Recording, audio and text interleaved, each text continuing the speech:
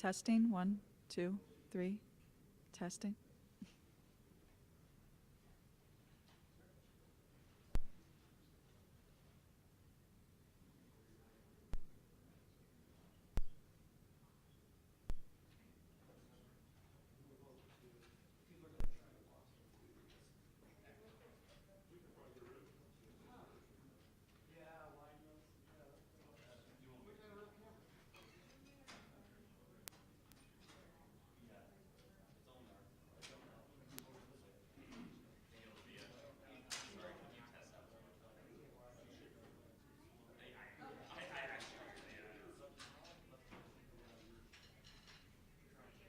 Testing. Can you hear me, Dan?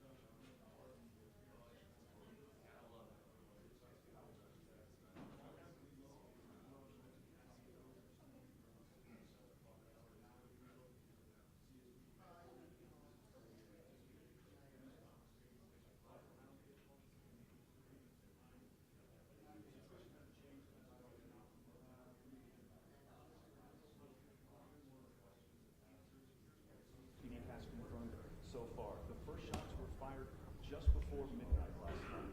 When it ended, 5 people were dead, 18 injured. Obviously that number could change. The police couldn't tell us how serious those injuries were earlier. When we asked how it ended, how the shooter was stopped, who stopped them, a spokesperson couldn't say that either. However, they did say this was not an officer-involved shooting, and according to Club Q on Facebook, it was other patrons who stopped the shooter, not police. Obviously, there were a lot of people here who witnessed it, but police are still asking for any and all evidence the public may have.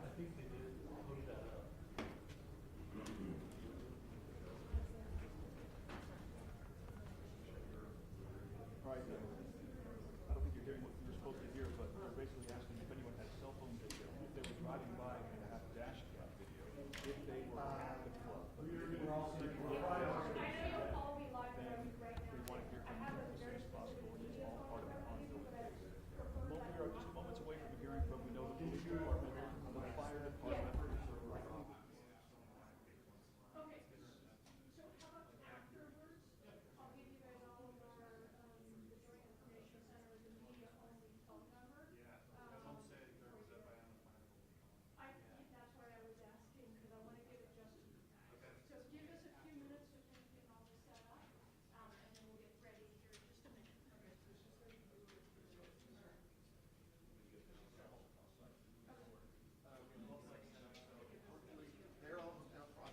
this works for them. Okay. This one's been going in and out for some reason. Great. Do we need but batteries? I don't think so. So right now, I think I would just recommend that people get kind of close. Okay, How's that? that works. Okay. Do you have my phone for the Facebook Live? Yes, she has it there. Okay. And we're a couple more minutes or 10 Yeah, more minutes? no, not even that. Okay. Everything's all waiting. Okay. And then, so here's the order of the plan. I'll introduce everyone. Chief Vasquez, Mayor, District Attorney Michael Allen, Chief Royal, and then we'll wrap up. Okay. Okay? All right. Do you have anything? Okay, perfect.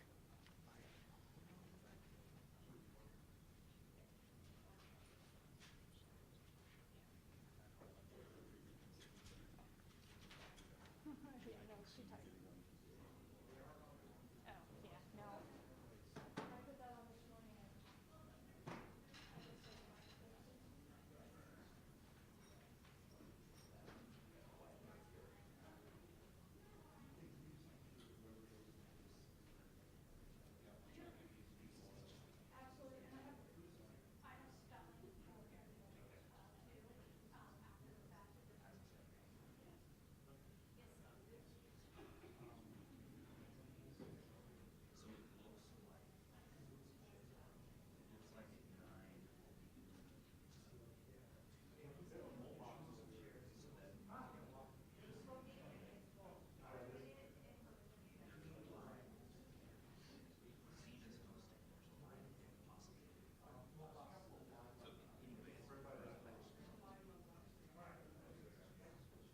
so as soon as this is done, I'm probably gonna drive immediately back to the studio.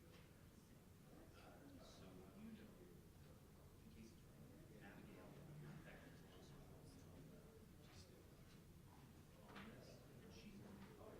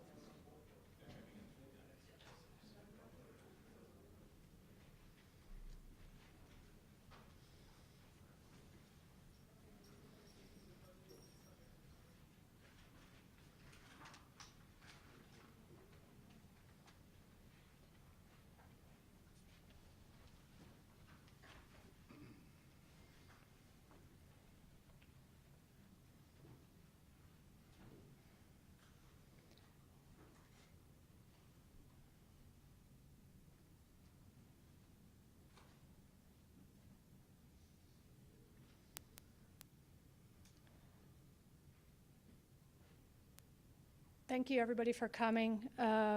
We already kind of have a plan for this, so Colorado Springs Police Department Chief Adrian Vasquez will talk first, followed by Colorado Springs Mayor John Suthers, District Attorney Michael Allen, and Colorado Springs Fire Department Chief Royal will also have some words. I'll then come back up. We'll take a couple of questions in regards to the information that we share with you today. Please understand that this is very early in a complex and ongoing investigation, so there are some things that we simply cannot talk about for various reasons.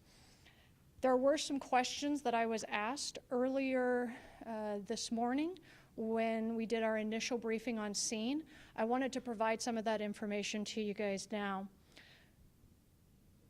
The initial call for service, which is what we define as when a citizen calls in to the communication center at the Colorado Springs Police Department, was received at 11:56 and 57 seconds p.m. last night. The initial officer was dispatched at 11:57 p.m. The first officer arrived in the area at 12 a.m. and the suspect was detained and subsequently taken into custody at 12:02 a.m. Please understand that all of the numbers that we are providing are preliminary. They are changing. We have had additional people drive themselves to the hospital. So everything that we're giving you is the information we have at this moment to the best of our knowledge, but it is subject to change. If you were not at the initial briefing, the numbers will be shared with you again today. With that, I will have Carter Springs Police Department Chief Adrian Vasquez.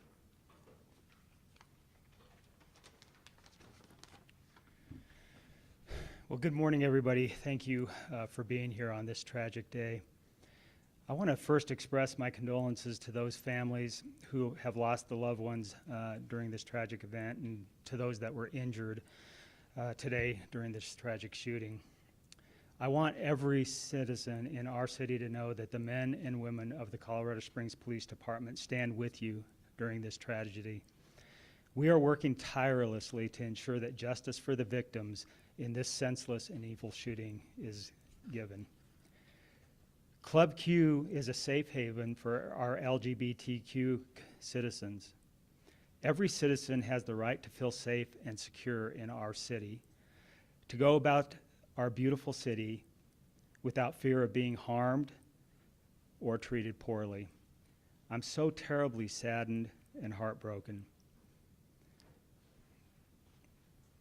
I also want to thank all of our first responders, our fire department, our police officers, sheriff's office, all of our medical personnel, whether they be transporting through AMR and other ambulance services, and all of our hospitals did a tremendous job during this undertaking. Thank you so much for all that you do every day. We are actively processing the scene at Club Q. Initial evidence and interviews indicate that the suspect entered Club Q and immediately began shooting at people inside as he moved further into the club. While the suspect was inside of the club, at least 2 heroic people inside the club confronted and fought with the suspect and were able to stop the suspect from continuing to kill and harm others. We owe them a great debt of thanks. As the investigation is still in its early stages, we are not going to identify any of the witnesses inside of the club at this time. The FBI is already on scene and assisting with the investigation. We are also working to identify the victims who have died and notify their families. Please be patient with the identification of the victims, as a first priority is to the victims' families. We have numerous detectives and officers interviewing witnesses and victims. We have multiple victim advocates also meeting with the victims who have been injured. These advocates will also be meeting with the families of those victims who have died. The suspect has been identified as Anderson Lee Aldrich, a 22-year-old male. At least 2 firearms were found at the scene. We are still working to identify the firearms and who they belong to, but I can confirm that the suspect used a long rifle during the shooting. Detectives are currently seeking multiple search warrants, so please be patient with the release of information, as this is a large and complex scene and will be time-consuming to process. Detectives are also looking to identify if there were any other individuals who assisted the suspect. The motive of the crime is part of the investigation, and whether this was a hate crime is part of that investigation. Again, my deepest condolences to the victims and to their families. And with that, I'd like to introduce Mayor John Suthers. Thank you, Chief. Colorado Springs is once again in mourning after the tragic shooting at Club Q last night. Our hearts go out to the victims and their families who are bearing the weight of this horrific tragedy. As indicated, there is much we are still waiting to learn about this tragic incident. We know 1 or more patrons heroically intervened to subdue the suspect, and we praise those individuals who did so because their actions clearly saved lives. We also thank our first responders from across the Pikes Peak region who quickly responded to help those in need. The first officer arrived on scene within 3 minutes after being dispatched, and the suspect was subdued within 2 minutes after that. Victims were rapidly transported and received emergency attention as quickly as possible. We are a strong community that has shown resilience in the face of hate and violence in the past, and we will do so again. As a community, we will provide for the victims and witnesses of this horrific event, and law enforcement will pursue this case with the zealousness that it deserves. We will continue to share more information with the community as it becomes available. But please be patient. This is a horrible crime, and we have a suspect in custody. We must do this right and ensure justice is served for the victims of this tragedy. The Governor of Colorado, Jared Polis, has been in communication with me. We talked early this morning. Because he is in COVID quarantine, he is not able to be here personally at this press conference, but he sends his heartfelt condolences to the victims of this tragedy. I've also been in communication with Senator Michael Bennet, Senator John Hickenlooper. I'm also pleased that Councilwoman Nancy Hingham has joined us this morning. This is a community tragedy, and our community will respond appropriately. It's my pleasure now to introduce Michael Allen, the District Attorney of the 4th Judicial District.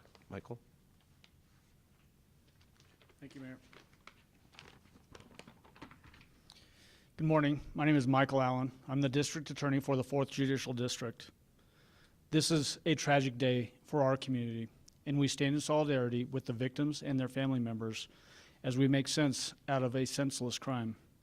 Every person, regardless of who they are, have the right to be secure from fear and physical harm. And actions taken to strike fear in specific communities will not be tolerated in our community. This is particularly true for communities that have been maligned, harassed, and targeted by persons or groups to intimidate and cause harm to members of those communities. I commend the men and women of the Colorado Springs Police Department, Colorado Springs Fire Department, and AMR for their prompt response to this senseless act of violence, an act that has taken 5 lives and injured at least 18 others. This act does appear to have been carried out by one person, and I can tell you it does not define this community. The one person in custody currently is Anderson Lee Aldrich, 22-year-old male. If additional suspects are identified and arrested, we will share that information with the public at the appropriate time. This will be a coordinated effort with representatives from federal, state, and local law enforcement agencies. There's a lot of work to be done to ensure this investigation is thorough and the eventual prosecution effort is both fair and firm.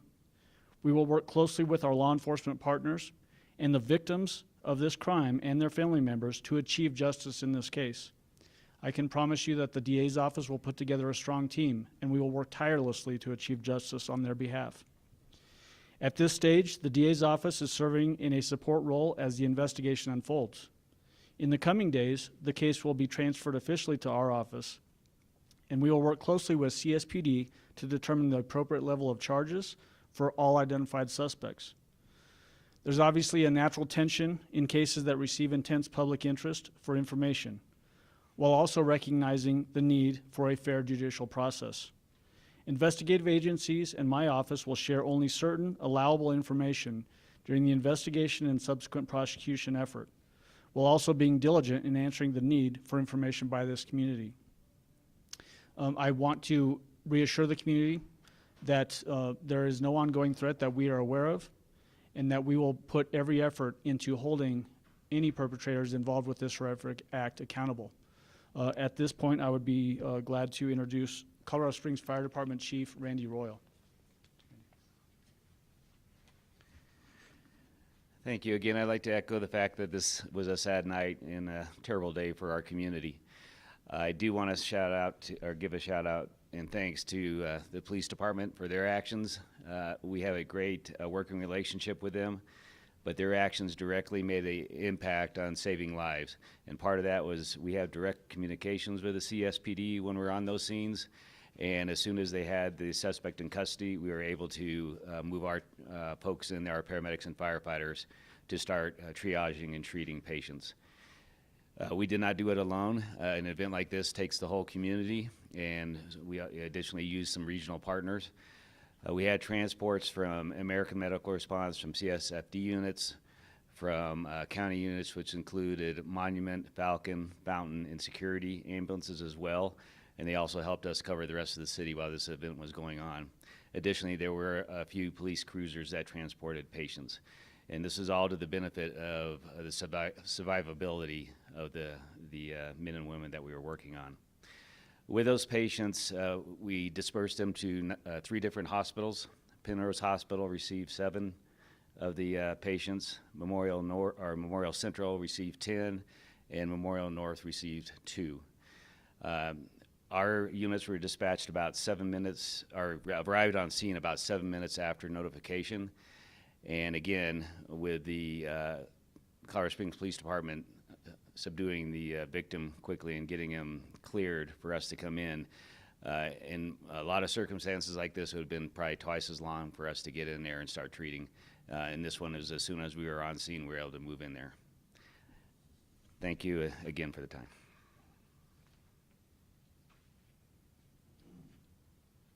We'll have an additional person who's been able to join us. Mr. Cole Finnegan with the U.S. Attorney's Office is going to come up and give some comments too. Good morning. I'm Cole Finnegan, the United States Attorney for the District of Colorado. On behalf of the United States Attorney's Office and the Department of Justice, I want to first offer our deepest condolences to the victims and to their families, and our sorrow for the tragedy that has unfolded here, and our thanks to everyone. We will work closely with District Attorney Michael Allen, with local law enforcement, with Mayor Suthers, and everyone in the Colorado Springs community and in Colorado to ensure that the person who did this is brought to justice. We will work together and move forward. Thank you.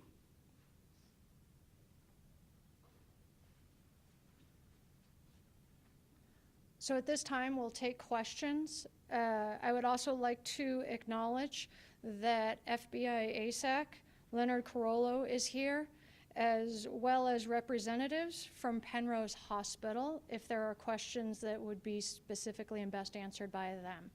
Again, please remember that this is very early in the investigation. Sir?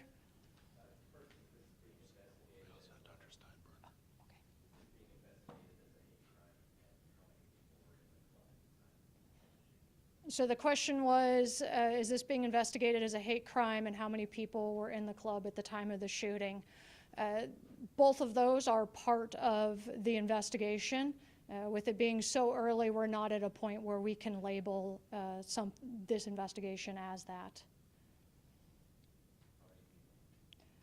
That's part of the investigation. How many people is part of the investigation as well? There were numerous officers who initially responded. We had 39 patrol officers who responded from all 4 of our patrol divisions to this. They have interviewed numerous people along with the detectives, but having an actual number of how many people were in there will take a bit. Ma'am? Was the shooter previously known to the FBI or to CSPD through any previous criminal actions or reports or anything like that? Their interactions with law enforcement will also be part of the investigation.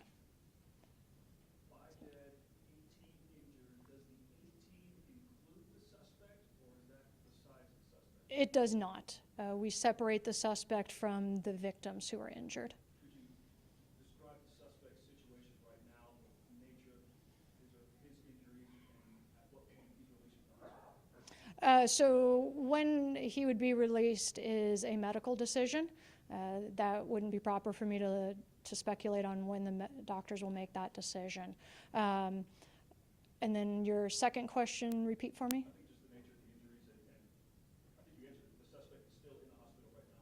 Correct, they are at a local hospital. And the extent of injuries, I do not have.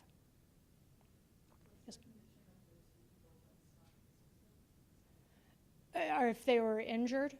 To our knowledge, they were not. We're still trying to identify and speak to everybody. They were inviting minors. Do you know if there were minors at the event? That's the first I've heard if there were minors at the event. I do not know about that.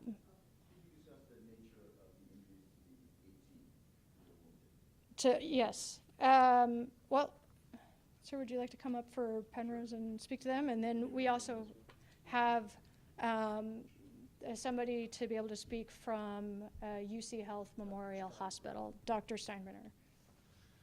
Hello, I'm Dr. Bill Plouth, Chief Medical Officer for Penrose Hospital, and this my colleague, Dr. David Steinbrenner, we work CMO together of UC Health. quite a bit. So. Correct. So I can speak for Penrose Hospital. We've taken care of 7 members of our community. 2 remain in critical care, but are in excellent hands. The other 5 patients mainly had extremity injuries, and 2 have already been treated and released back to the community, and then the others have been admitted to the hospital or are still undergoing treatment for that. So I'm sorry, the 2 who are critical, could you describe their injuries as life-threatening? Critical implies life-threatening, but I'm not in a position to share more about their specific injuries. Very similarly, we take care of the patients. They go into the ICU. They have injuries from multiple gunshot wounds and the like. What the nature of those injuries are, though, we're all precluded from talking about because of HIPAA and the requirements to keep confidentiality about that, but we do want to give you some information that we have. Both trauma teams at both hospitals were spun up and responded. The ERs responded, and we're able to take care of this very rapidly and get the patients taken care of as well as we could at the time. So. How many patients did you have? We ended up having 10 total. We are currently taking care of 10 patients in the hospital right now, as I understand it. So you won't say if any 10 were critical? No, we do have patients in critical condition as well, but like anything else, it's a moving target, and there's a lot of personal information about people, so we try to keep that to a minimum, but we have people that we're taking care of, and we have all of our physicians actively taking care of everybody as appropriate depending upon their injuries. So how many were critical? So go ahead. The question is, how many people do we have in critical condition currently right now? I don't have a specific number for that exactly, but we have several people who are being taken care of in our ICU at the moment. So. Chief Vasquez or Mr. Allen, could you help us understand what role CSPD plays and what role the FBI plays? Obviously, they're both involved. The FBI is not going to just take over everything. Could you explain who does what in a case like this? So I'll talk about the investigation, and then DA Allen can kind of come up and talk about prosecution if that works. So the question is, what role does the FBI play, and then what role does CSPD play? From an investigative perspective, we've always had an incredible relationship with the FBI.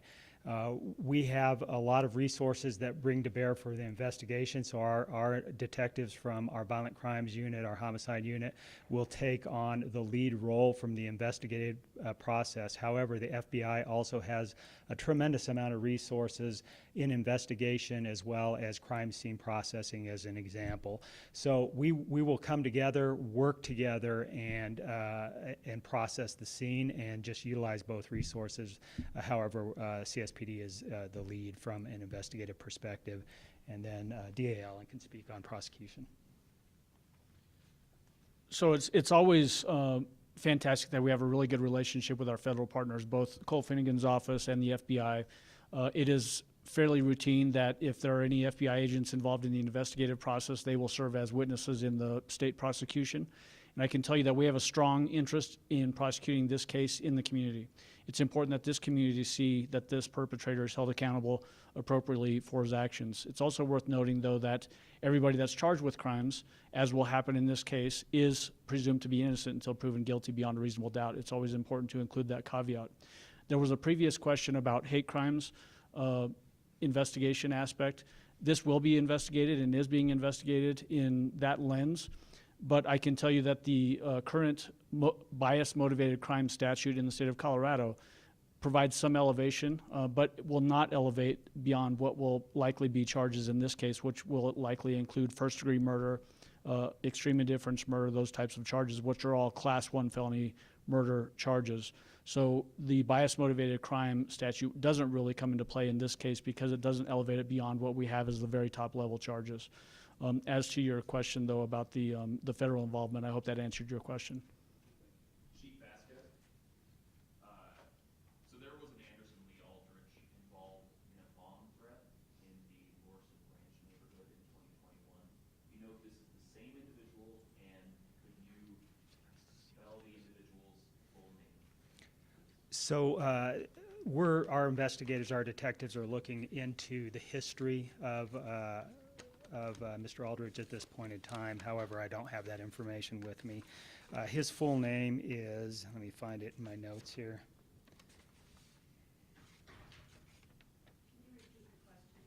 Yeah, the question is, in essence, were there other investigations prior to this one with this individual? And yeah, his name is Anderson Lee Aldrich, Aldrich, a 22-year-old male. I don't. So the question about prior potential incidents involving the same individual, there are certain protocol that we have to follow, and so when we can release information on that, we will. There's no further information that we can release as it relates to the prosecution investigation, as it relates to any prior cases of interest.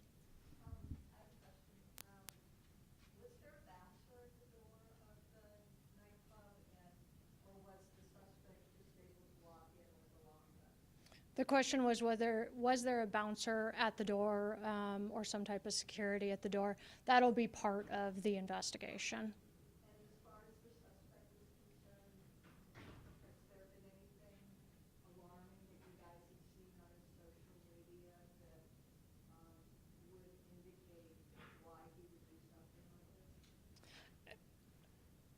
That was worded very similar to the motive for it, just was it posted on social media? And again, that'll be part of the investigation. Sir? Lieutenant, can you just confirming all 18 injuries, they were shot? No one got trampled or anything of that nature? We do have some injuries that were as a result of people fleeing. I don't know for sure that all 18 were shot.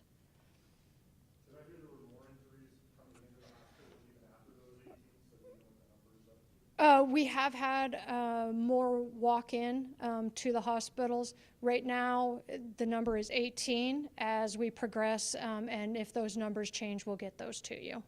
Yes, sir. Do you believe alcohol or drugs can be involved with the suspect? Sorry, the question was, are there alcohol or drugs involved with the suspect? That would be part of the investigation. Ma'am? Not at this time. As everybody has said, our very first priority is notifying the victims' families and the next of kin. Once that's done, the process in our state is that the El Paso County Coroner's Office will determine cause and manner of death, but we will get that information out as quickly and as reasonably as we can with respect to the family. You're fine. The question was how many shots were fired. That'll be part of the investigation.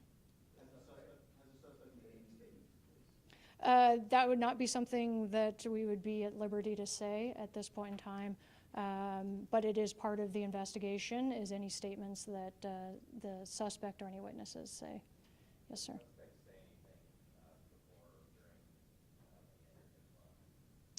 I don't know, but that would, again, would be part of the investigation, ma'am. Part of the investigation. The question was, does the suspect have a high-capacity magazine? The prior question was anything said before entering the club? Again, all of that will be part of the investigation.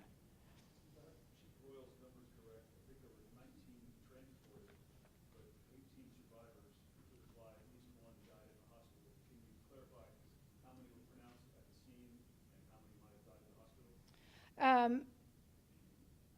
We have one that has died at a local hospital. how many at the scene is they're still processing. It's all of our initial numbers at this point. Was this some sort of event happening either earlier in the day or in these nighttime hours, or was it just a typical night? Was there an event going on? Your question is, was there a specific event at the club? I don't have that information. This club is not a problem. It is a safe haven for members of our community. So we are all shocked and saddened that this occurred here this last night.